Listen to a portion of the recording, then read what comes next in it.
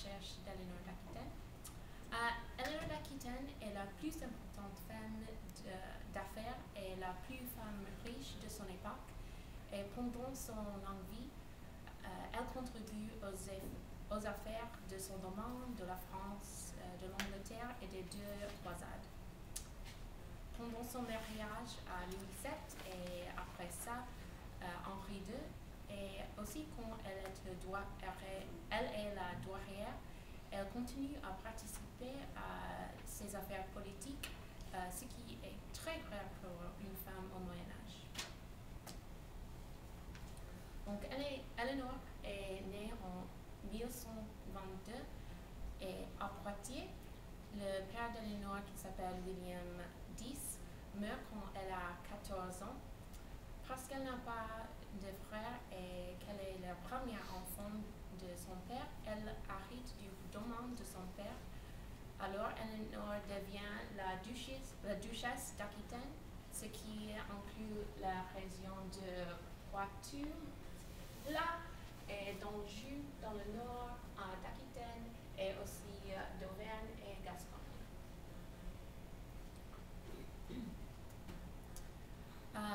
Après la mort de son père, Louis VI, qui est le roi de France, voit en Éléonore une opportunité pour l'expansion de son État. D'accord, il arrange pour le mariage entre son fils Louis VII et Éléonore, qui a à ce moment 15 ans. Malheureusement, Louis VI meurt à la fin de cette année et Louis VII et Éléonore deviennent le roi et la reine de la France. Mais Louis VII a préparé pour une vie religieuse. D'accord, il n'a pas préparé pour une vie de roi. Donc, Éléonore toutefois s'intéresse à des affaires politiques et a influence facilement de son mari. Aussi, la beauté d'Éléonore l'aide elle parce que Louis VII adore elle absolument. À cause de l'amour que Louis VII a pour l'Église, il décide de participer à la deuxième croisade entre 1147 et 1149 avec Éléonore à Jérusalem.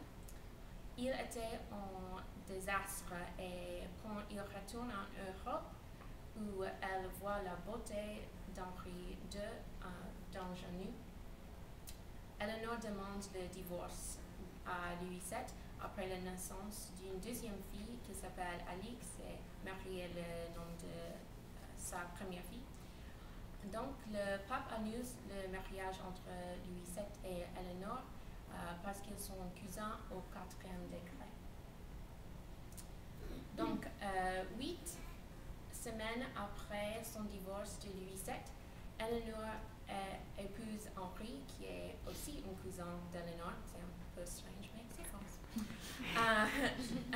Éléonore reste en Aquitaine pendant qu'Henri part se battre en Angleterre. Donc, elle continue à contrôler son domaine et ses vassaux aussi. Et elle participe à la vie politique dans son cours.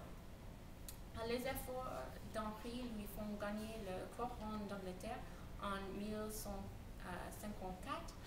Donc, Henri est couronné Henri II et Éléonore devient le roi et la reine d'Angleterre. Au contraire de Louis VII, Henri est très énergique et très intéressé dans la vie politique, excusez-moi. Et c'est difficile pour Éléonore à participer à la vie politique. Donc, elle continue de disparaître de la vie des affaires. Mais elle est très occupée avec ses enfants et son mari. Elle a 8 enfants pour Henri, 5 garçons et 3 filles. Donc, après un peu de temps, il y a beaucoup de troubles. Éléonore décide à soutenir ses fils Henri le Jeune, Geoffrey et Richard Coeur de Lion contre le père. Donc, elle est emprisonnée pour 10 ans. Après, disons, il y a beaucoup de troubles en Jérusalem et Henri II et son fils Richard Coeur de Lion décident à participer dans la troisième croisade.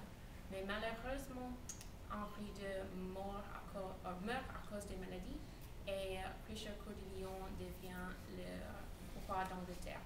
Et à ce temps-ci, Eleanor devient le douairière d'Angleterre et elle continue à participer dans la vie politique parce que maintenant son mari est mort.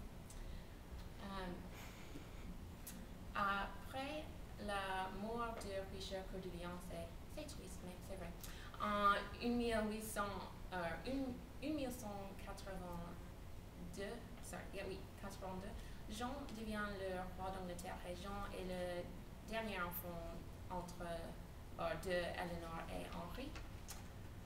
Parce qu'il est le seul enfant qui vivra à ce moment. Mais Jean est un roi horrible parce qu'il a perdu la région d'Aquitaine. Alors Eleanor, qui a 80 ans à ce moment, c'est très vieux, doit partir en retraite pour contrôler son région et gagner d'Aquitaine encore. Après cette aventure finale, Eleanor retourne à l'abbaye où elle reste jusqu'à sa mort en 1204. Et elle est enterrée là-bas avec Henri II et son fils Richard Coeur de Lion. Oui. Donc, Eleanor d'Aquitaine est une femme extraordinaire pour son époque et l'histoire. Eleanor continue à participer à la vie politique et d'être une figure centrale au Moyen-Âge. C'est pratiquement impossible à cette époque pour une femme avoir le pouvoir comme Eleanor. Et c'est pour cette raison qu'elle doit gagner le respect des autres hommes à faire. C'est pour cette raison que j'ai choisi d'étudier Eleanor et c'est la raison pourquoi je suis très intéressée par sa vie.